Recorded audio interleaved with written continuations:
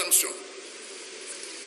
Voilà, honorable président, je voudrais donner cette information au Premier ministre, qu'il appelle rapidement le gouverneur de la Banque centrale et il en saura davantage. Je vous remercie, honorable président. Merci. Honorable député, chers collègues, nous avons fait la première rotation, le premier tour des 14 groupes parlementaires.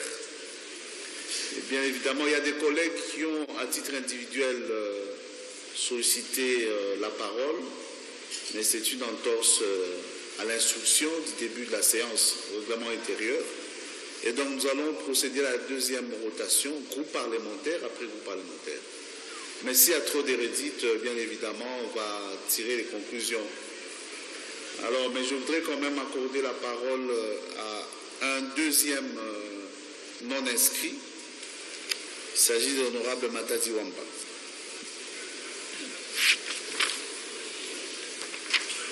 Vous aurez la parole, collègue, le compte du MLC.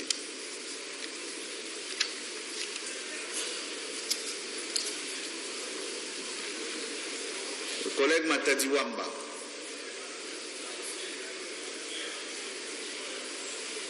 Il est là.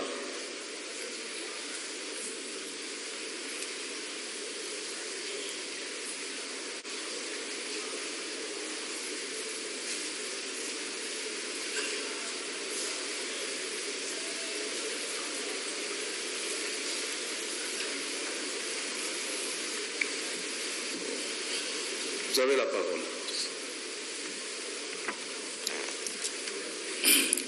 Honorable Président, honorables membres du Bureau, chers collègues, je vais demander la parole pour soutenir le programme du gouvernement et m'interroger tout naturellement sur ce qu'un gouvernement peut faire en si peu de temps, en 6 mois. Sur le programme, je voudrais tout simplement demander à son Excellence, Monsieur le Premier ministre, de s'attarder sur 2 choses. Arrêter la dégradation de la situation économique, comme nous l'avons lu sur son programme, et s'occuper de la sécurisation du pays. Si ce gouvernement échoue sur ces 2 points, il ne pourra pas organiser des élections crédibles dans notre pays. Je voudrais dire ceci particulièrement au chef du gouvernement, qu'il appartient à un parti politique né en avril 1980 pour la promotion, la survenance de la démocratie, l'UDPS, et que ce parti est arrivé en ce moment-ci à un moment de vérité, parce que c'est à lui à organiser les élections. Que son Excellence, Monsieur le Premier ministre, pense ce que cela signifie. Je voudrais constater, honorable Président de l'Assemblée, que vous qui présidez cette Assemblée, vous êtes avocat. Et le Premier ministre, son bâtonnier m'a appelé pour me dire qu'il est avocat, et c'est vérifié. Je voudrais, il est avocat, mais c'est le tout premier avocat qui est Premier ministre. C'est le tout premier avocat qui est Premier ministre.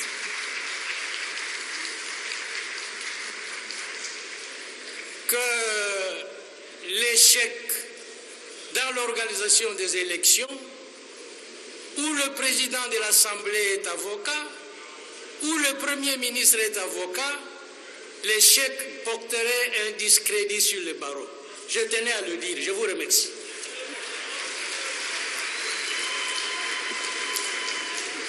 Je vous en prie, chers collègues. Alors, nous reprenons avec le groupe parlementaire REE, Païssa et Robert.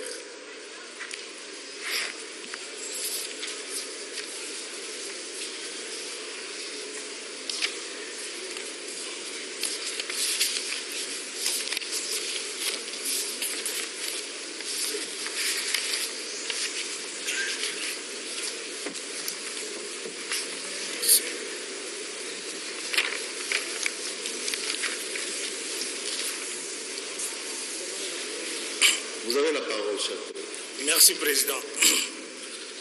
Honorable Président, honorable membre du bureau, honorable député, chers collègues, j'enjoins également ma voix à celle de mes collègues qui m'ont succédé ici pour féliciter l'équipe gouvernementale dirigée par le Premier ministre Bruno.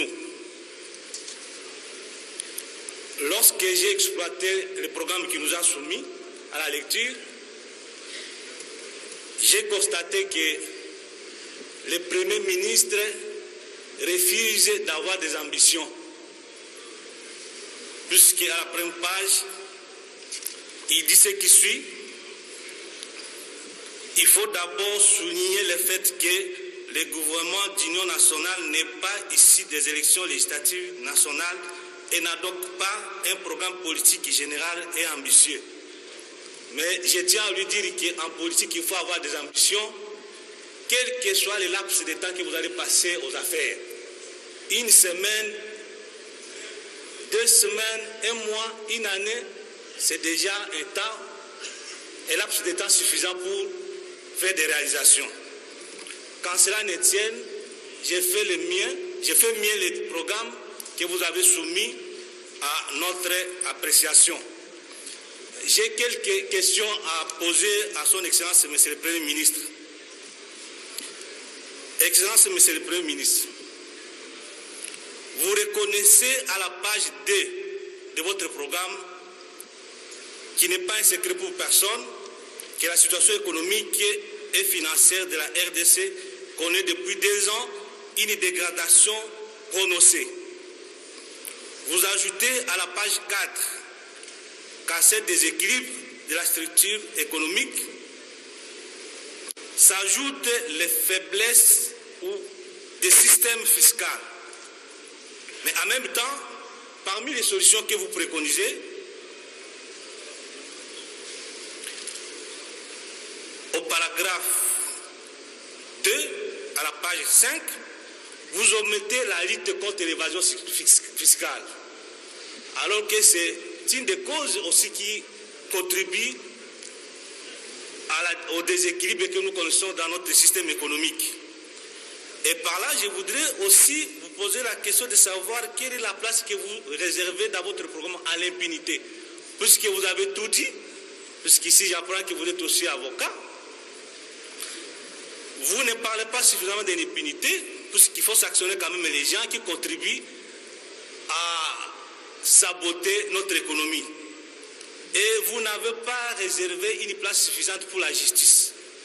Est-ce ça parce que vous êtes satisfait des rôles que joue la justice? Est-ce que vous êtes déjà satisfait des résultats? La deuxième question, je me suis référé à la page 4. Au 8e paragraphe, sauf mauvaise compréhension peut-être de ma part, vous dites que la politique d'ajustement budgétaire menée depuis le début de l'année sera poursuivie en accordant la priorité dans les dépenses publiques à celles relatives à la préparation des élections, au paiement des services de dette extérieure. Alors, je me pose la question, quelle est alors la place, l'essor que vous réservez à la dette intérieure, puisque vous ne parlez pas de la dette intérieure, alors qu'à mon entendement, c'est le paiement de la dette intérieure qui va susciter la création de la classe moyenne. Je pense qu'il faut que cela puisse soutenir votre attention. Excellence, Monsieur le Premier ministre, ma troisième question concerne les discours qui se sont succédés devant nous ici, plusieurs fois, où chaque programme qui est soumis à l'appréciation du gouvernement ou bien à l'appréciation du Parlement prône la sauvegarde de l'industrie nationale en péril et la prise de mesures efficaces pour éviter la fermeture des entreprises. Cependant, nous constatons que ces discours ne corroborent pas avec les réalités. Par exemple, je vous donne un cas, la Sotexki de Kisangani, la seule société textile qui, aujourd'hui, est à mesure de produire des wax sur les nombreux de nombreuses sociétés textiles qui existaient à travers le pays. Mais au moment où nous vous parlons, cette société qui était dans un état de coma, aujourd'hui est en train de mourir. Alors, quelle sera votre politique pour sauvegarder une telle société? Puisque c'est la seule à travers le pays. Quatrième question, vous parlez de lancement et de poursuite de projets de réhabilitation et de modernisation des réseaux routiers, même ferroviaires. Excellence, Monsieur le Premier ministre, je voudrais que vous me disiez, puisqu'il y a un chemin de fer qui va de Bumba jusqu'à Mumbere en passant par les Bazueli. Qu'est-ce que vous envisagez pour ces chemins de fer-là? Puisque ça fait partie quand même de structures qui peuvent contribuer au développement de notre pays. Enfin, Excellence, Monsieur le Premier ministre, c'est avec la mort d'alarme que je vous pose cette question. Très souvent, lorsqu'on parle des situations d'insécurité, on ne cite que des cas phares, comme celui de Kasaï, celui de Bas-Congo. Mais dans ma province de Bazuélé, tout un espace est occupé par des étrangers. Vous ne me direz pas que lorsque notre espace est occupé par des étrangers, c'est une situation sécuritaire positive. En plus de ça, la population de Bazuélé, vous pouvez conclure, s'il vous plaît, sont en train de vivre des situations impossibles avec la présence de la LRA. Et cela constitue aussi une insécurité. Monsieur le Premier ministre, je voudrais que vous puissiez nous dire comment vous cherchez, vous allez trouver des solutions à ces deux questions qui sont en train de gêner la bonne marche dans ce coin du pays. Quand cela ne tienne, je souhaite bon vent à votre gouvernement. J'ai dit et je vous remercie. Merci, honorable Kalaou.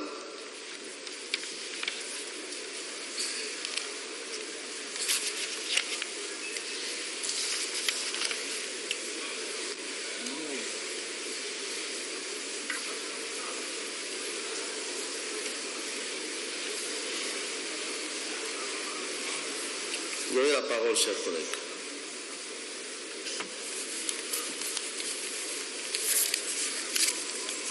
Vous avez la parole, chers collègues. Merci beaucoup, Monsieur le Président, pour la parole que vous m'accordez.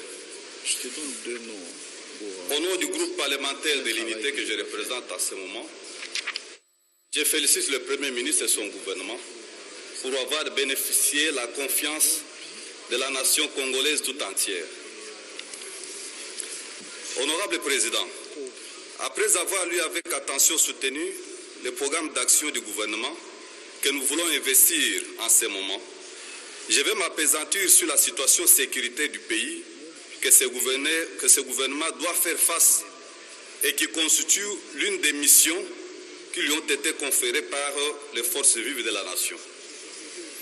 Je cite, « Restaurer la sécurité des personnes et de leurs biens sur l'ensemble du territoire national », voir chapitre 4 du programme. Honorable Président, l'insécurité dans les provinces du Kasaï nécessite une attention particulière et la ferme détermination du gouvernement de pacifier cet espace kassaïen qui se retrouve en ce moment menacé par la milice précitée de Kamwena Sapu.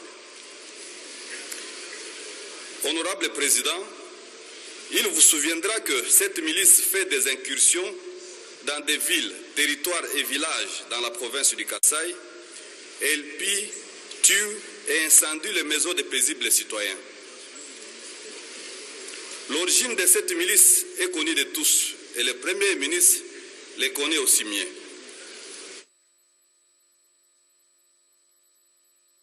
Elle vient de la province du Kasaï voisine, Kasaï central, spécialement dans les territoires de Dibaya.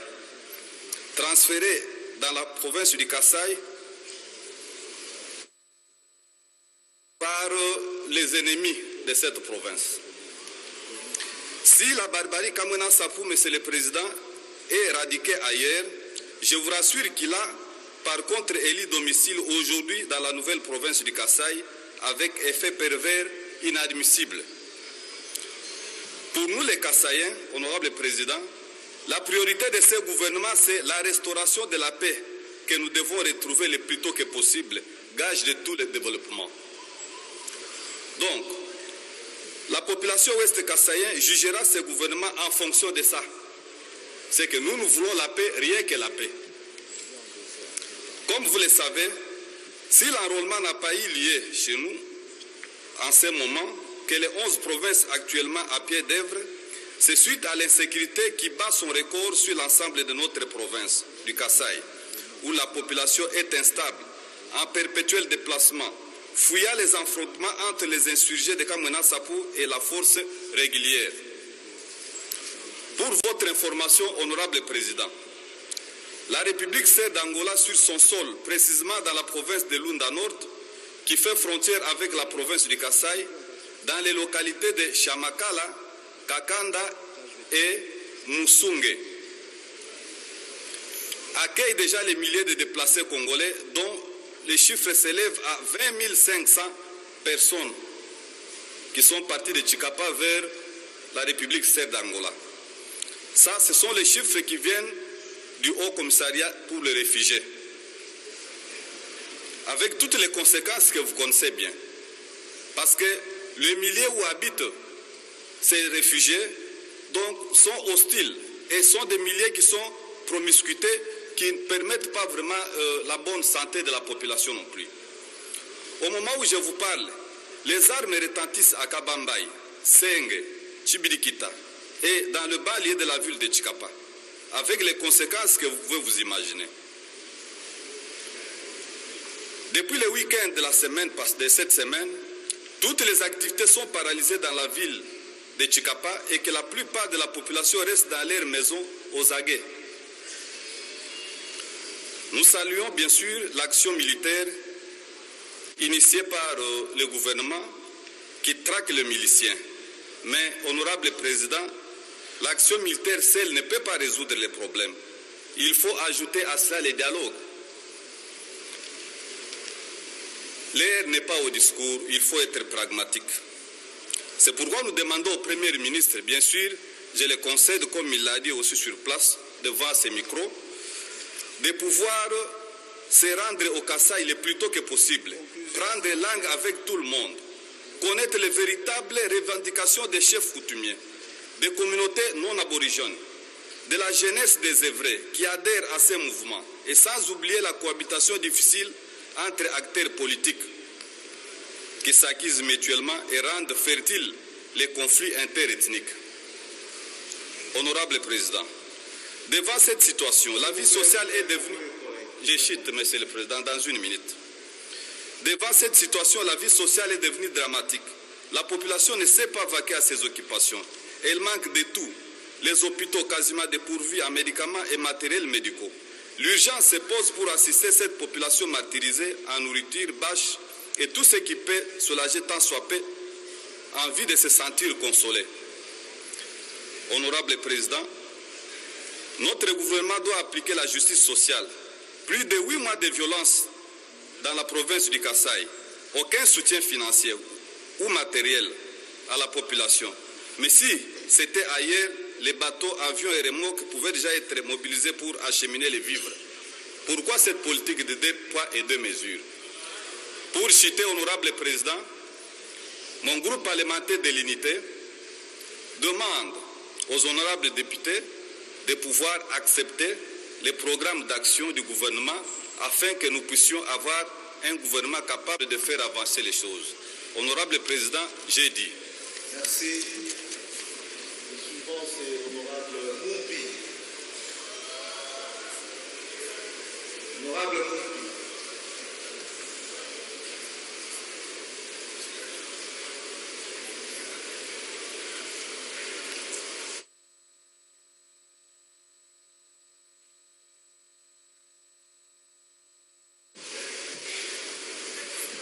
Vous avez la parole, cher collègue. Merci. Merci, honorable président.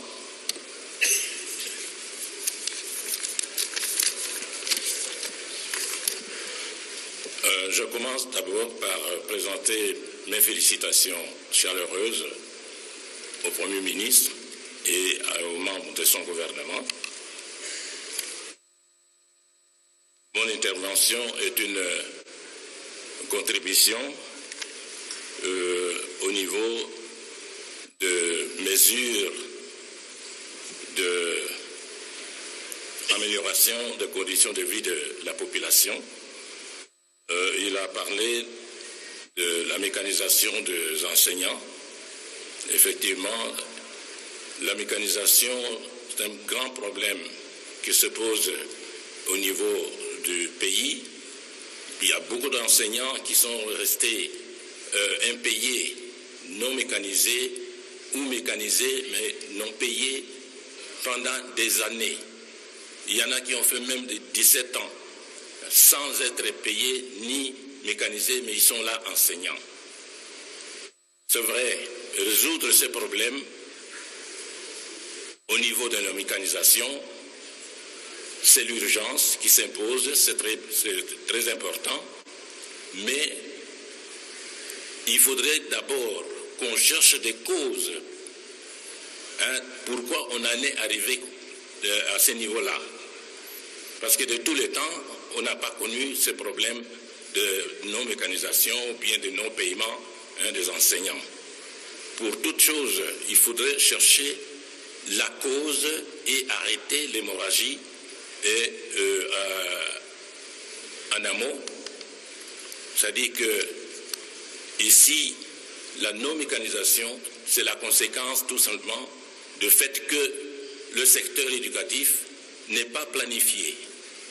On crée les écoles anarchiquement, par complaisance, et on veut satisfaire les partenaires qui sont des églises ou bien des groupes confessionnels et qui créent des écoles sans tenir compte des possibilités de l'État à payer les enseignants. C'est pourquoi je suggère ou je recommande au gouvernement de l'Union nationale de pouvoir arrêter d'abord les créations des écoles au niveau de l'enseignement secondaire et au niveau de l'enseignement supérieur. L'État a l'obligation de créer chaque année, d'ouvrir des classes, de créer des classes seulement au niveau de l'enseignement primaire. Parce que là, l'ouverture ou bien la création des écoles dépend des taux de natalité, dépend des naissances des enfants. Et ça va ensemble. Il y a une ratio entre les naissances et l'ouverture des écoles. Mais au niveau de l'enseignement secondaire, au niveau de l'enseignement supérieur, l'État n'est pas obligé de créer des écoles chaque année. L'État se trouve, la réalité c'est que l'État n'a pas la possibilité de payer tout le monde à la fois. Le paiement se fait par région, par province, par coin. Mais si on demande à l'État de payer l'enveloppe globale de l'enseignement national, l'État n'est pas capable. C'est pourquoi on paye un coin et un autre coin est en train d'attendre et ainsi de suite. C'est comme ça, il y a des gens qui ne sont pas payés parce que l'État n'a pas de moyens. Donc on devrait rationaliser la création des écoles. On doit planifier. Mon intervention, deuxième point, c'est à propos de la politique de relance et de stabilisation de l'économie nationale. La mesure préconisée que j'ai retenue, c'est la mise en œuvre du plan d'investissement. C'est encore la même observation. Les investissements où la politique n'est pas planifiée, il y a des coins qui, depuis des années, j'épingle ici le cas de la province de Bandundu, ex-Bandundu, et plus précisément la province actuelle de Kwilu, dans l'Idiofa. L'Idiofa, c'est un territoire qui avait de grandes sociétés, et ces sociétés ont connu une faillite ces sociétés sont tombées en faillite, eh bien, depuis lors, jamais le territoire d'Idiofa, en particulier, ou la province de Kwilu, n'a plus jamais connu d'investissement. Et ces investissements sont toujours, s'il y en a, sont orientés seulement dans un seul secteur, qui est le secteur minier. C'est bien que l'agriculture, les territoires ou les provinces qui sont à vocation agricole ne reçoivent pas d'investissement ni privé ni public. Idiofa, par exemple, pendant 40 ans, il n'y a aucun investissement. Imaginez comment l'économie, ou bien comment les gens, la population vit là-bas. Il n'y a plus de société. L'investissement devrait servir à relancer les grandes sociétés qui sont tombées en faillite à la suite de la débâcle des années 70. Et jusqu'aujourd'hui, il n'y a aucun gouvernement qui pense à réhabiliter des sociétés qui étaient là-bas, la CKE, la CCP, la société comme la Coreman. Voilà. Pendant 40 ans, il n'y a pas d'investissement. Pourquoi? Parce que ce n'est pas planifié.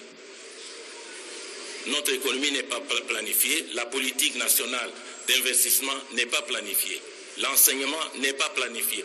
Donc le pays souffre de désordre. Comme ça, le Congo marche comme nous l'avons toujours comparé. On vous rappelle donc, on compare le Congo à un navire déboussolé. Voilà, nous pensons que le gouvernement va penser à... nous l'encourageons pour son initiative de mettre en œuvre un plan national de planification. Très bien, collègue. Merci beaucoup. Merci bien. Merci beaucoup. L'honorable Madame Angélique Millet.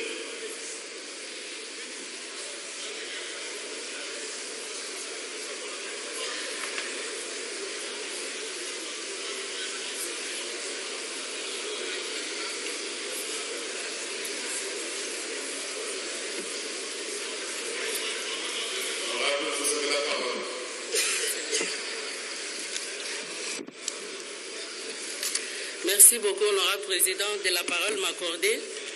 Honorable président, mesdames et messieurs les membres du bureau, distingués collègues, je tiens sincèrement à féliciter monsieur le Premier ministre ainsi que tous les membres de son gouvernement pour cette heureuse élévation.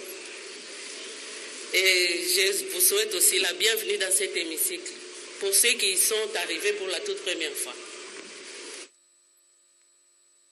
Honorable Président et chers collègues, j'ai constaté que le gouvernement souffre de deux maux.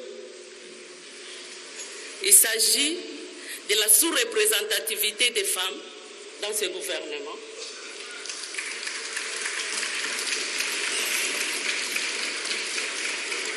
et du problème de la représentativité géopolitique. S'agissant de la géopolitique, le collègue Mayo et le collègue Madrandele ont eu à réfléchir là-dessus. Mais s'agissant de la parité, je dois sincèrement dire au Premier ministre que la République démocratique du Congo, disons toutes les femmes du Congo, ont essuyé la honte le jour de la publication de ce gouvernement. Il n'est pas normal qu'un gouvernement de plus ou moins 55 personnes, qui ait ne fût-ce que 5 femmes, ce qui n'est pas du tout correct.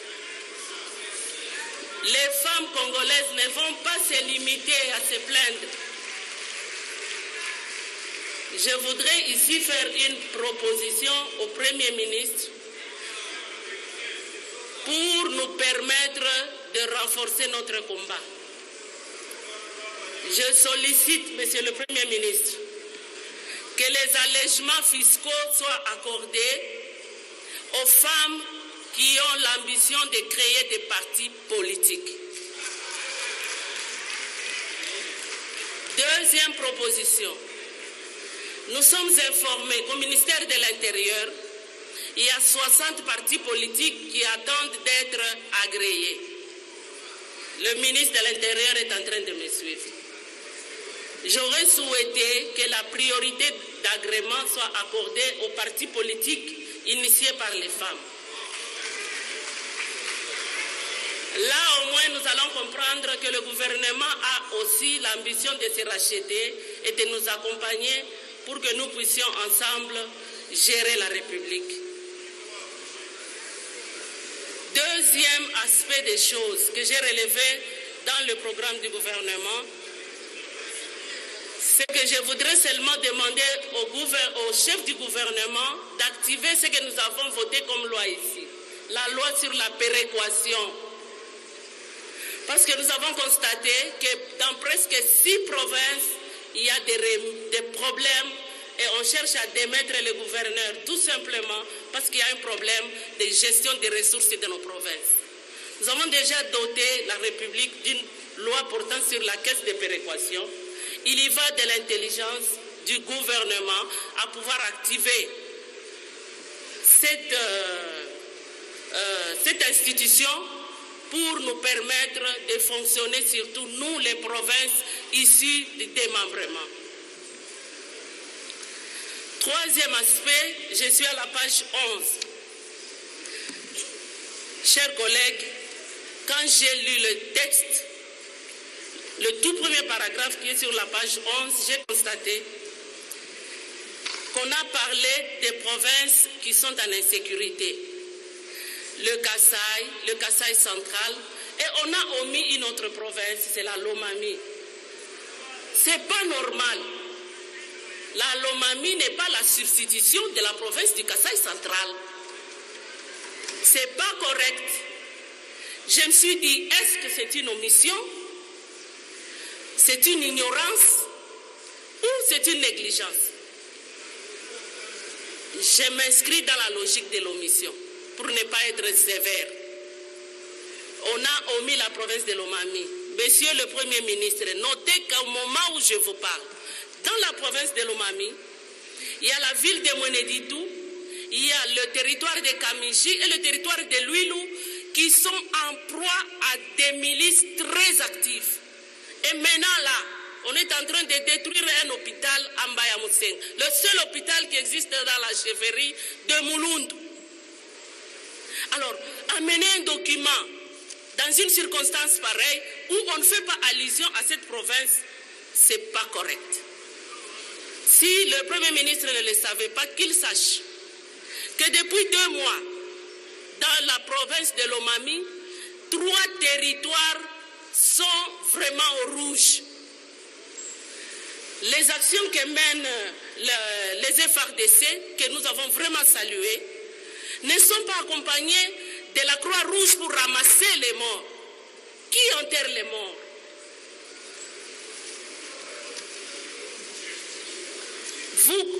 Nous avons même constaté, Monsieur le Premier ministre, que depuis 2 mois, il n'y a pas d'assistance humanitaire. Donc ces gens-là, on ne sait pas comment ils vivent, de quoi ils mangent, rien du tout.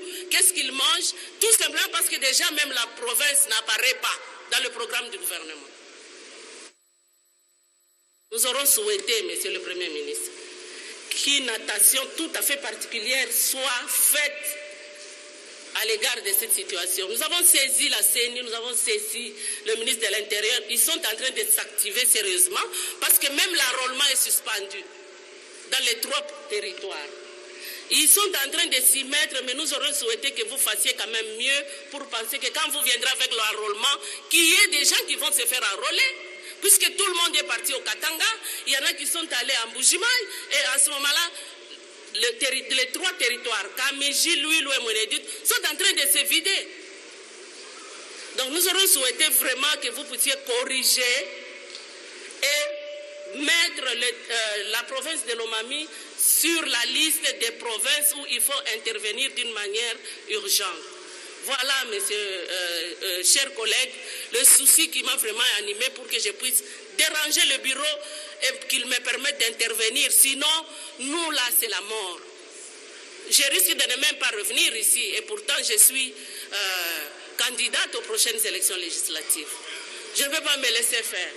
Je pense que vraiment vous allez soutenir le gouvernement en place parce que nous en avons besoin et il faut que la République tourne pour que demain, après-demain, nous puissions avoir la paix et du pain et des élections d'une manière équitable. J'ai dit, Monsieur le Président, et je souhaite bon vent à l'équipe gouvernementale. Merci, honorable Kovi. Honorable Kovi.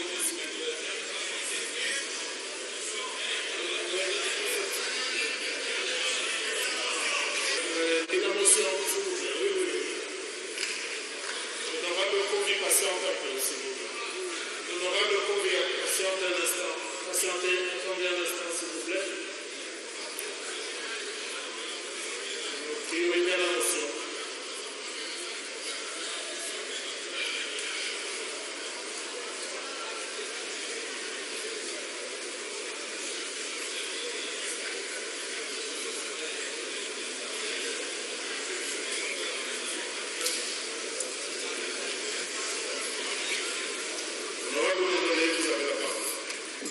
Merci, honorable président.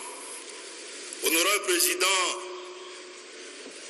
distingués collègues, il est 18h presque 30. Tout a été dit, honorable président. Si vous constatez, chers collègues, nous sommes en train de revenir sur ce que les collègues qui ont précédé ont dit. C'est pour cela j'interviens par motion de procédure, honorable président, pour que nous puissions arrêter les interventions et qu'on donne du temps.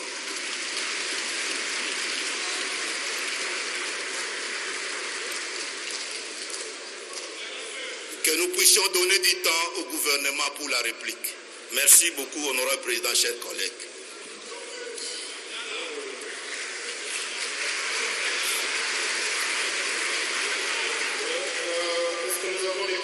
S'exprimer contre la motion.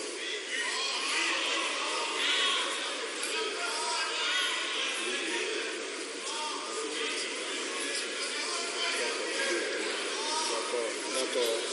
Oui. Qui s'inscrit contre la motion? Oui, honorable Kovi. Contre la motion. D'accord. Vous avez la parole, collègue. Merci, honorable président, pour la parole. Je suis contre cette motion parce que ça devient une habitude. Il y a un certain nombre de députés qui s'arrangent, je ne sais pas comment, pour intervenir avant et après, lorsqu'ils auront déjà intervenu, ils font des motions pour arrêter les interventions. Ce n'est pas normal. Nous n'allons pas faire des rédits. Nous avons des choses tout à fait nouvelles, des propositions que nous voulons faire et je voudrais que les interventions continuent. Je vous remercie. Ouais. Un intervenant pour. Oui. Pour soutenir la motion. Vous soutenez la motion? Contre. Pour la motion. Je vous en prie.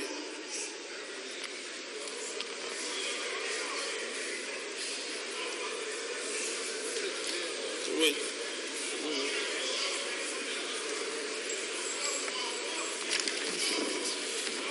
Honorable président, merci pour la parole.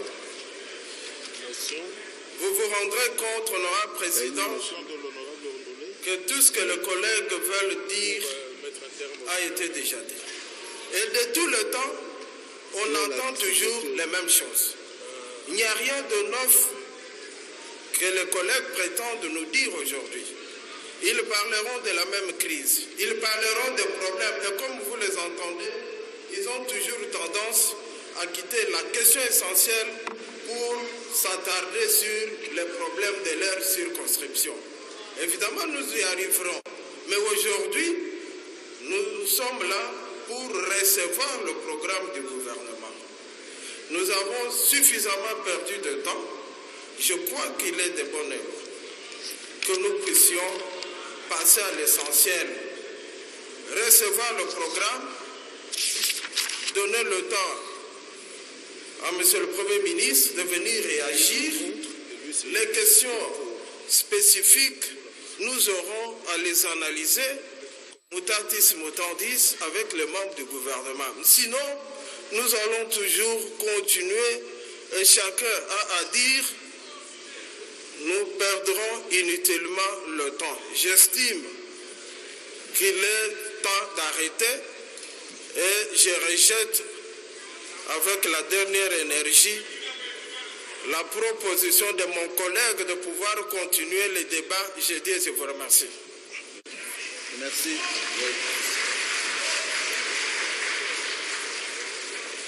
Mais s'il vous plaît, les invités, c'est un minimum à comprendre qu'on n'intervient pas. C'est un minimum qu'on comprend déjà en 3e primaire, s'il vous plaît. Vous avez la parole. Merci, honorable président, pour la parole que vous m'accordez. J'aimerais d'abord qu'on nous dise si la motion de procédure est interruptive des débats ou si c'est la motion d'ordre. Je crois que notre collègue, sous réserve d'une vérification, je crois que nous avons un règlement intérieur qui peut nous départager. S'agit-il d'une motion de procédure en pareille circonstance ou d'une motion d'ordre? Si c'est une motion d'ordre, honorable président, qui a été muée en motion de procédure, la motion ne passe pas. Donc nous continuons les débats. Premier élément. Deuxième élément, honorable président, c'est le 7e gouvernement que nous investissons ici. Disons, oui, le 7e. Il y a eu, je ne sais pas citer, Kizenga 1, Muzito 1 et 2, mais maintenant ici, les seuls cadres que nous avons, nous députés, pour nous exprimer, dans le cadre de son mandat, c'est ici et maintenant. Ce n'est pas tous les jours, honorable président, que nous avons le Premier ministre ici. Ce n'est pas tous les jours que nous avons les ministres ici. Ce n'est pas tous les jours que nous avons les vice-ministres ici.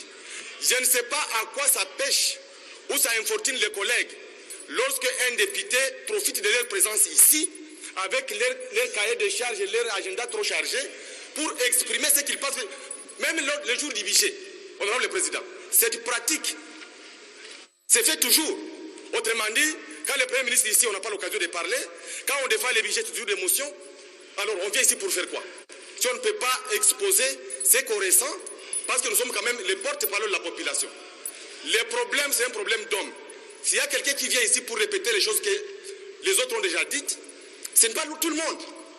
Il y en a parmi nous qui peuvent avoir des éléments nouveaux, n'est-ce pas, à développer devant ces micros et qui peuvent aider le gouvernement et la plénière et même les bureaux et la nation tout entière. Honorable président, voilà les 2 éléments que je voulais effleurer. Je dis et je vous remercie. Merci. Honorable député, pour la motion, oui, Nawej.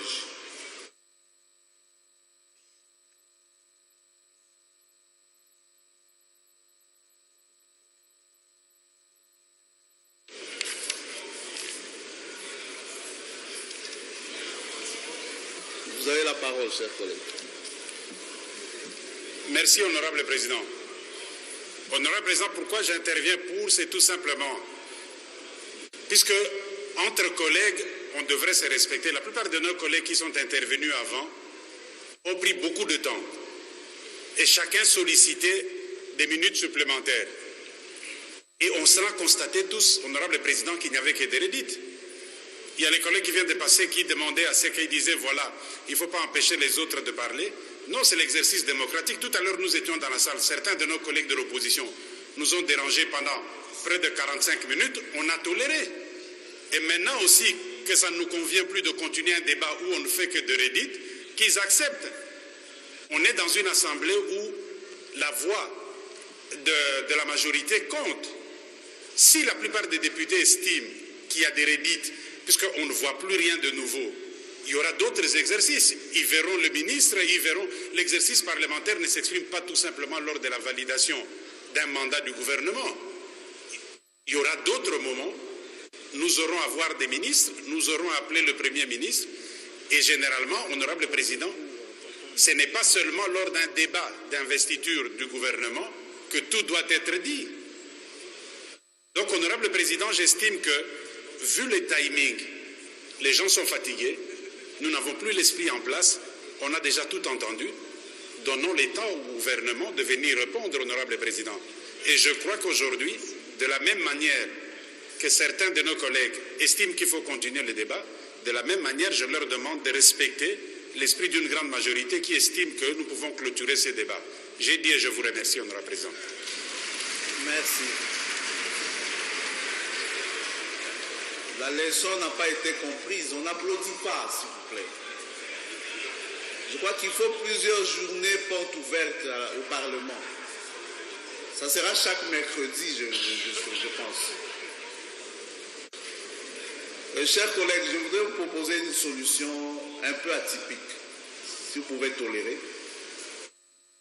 Évidemment, il s'agit d'une motion, à l'instar de la première motion tout au début de la séance. Nous devons respecter la procédure de bout en bout et donc une motion se conclut par un vote. Il s'agit d'une motion d'ordre. Si les collègues ont fait état d'une motion de procédure, on peut le corriger. C'est de pratique dans cet hémicycle. Le président de l'Assemblée nationale a le pouvoir de dire à un collègue, vous êtes en train d'évoquer une motion de procédure, mais il s'agit plutôt d'une motion d'ordre. Donc, collègue Mirindi, merci d'avoir aidé les collègues à comprendre qu'il s'agit plutôt d'une motion d'ordre. Mais cela n'exclut pas que nous puissions aller jusqu'au vote. Cependant, je voudrais quand même, avant que vous votiez, parce que je vois déjà la tendance, accorder la parole au collègue Mirindi s'il a des éléments nouveaux qui s'expriment. 2 minutes. C'est 2 minutes qu'on lui a accordées par son groupe. Qu'on puisse un peu... Collègues, que nous puissions saisir les éléments nouveaux en 2 minutes.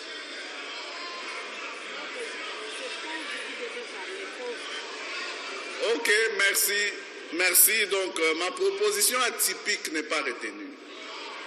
Alors, chers collègues, qui sont pour la motion? Merci. Qui sont contre? Bon, je vois, contre Moussanga, il devait intervenir, donc voilà. Contre, qui s'abstiennent? Merci. Motion retenue. Et donc, honorables députés, chers collègues, nous allons suspendre la séance pour permettre au gouvernement de se dégourdir un peu les jambes pendant 10, 15, 20 minutes à mon bureau.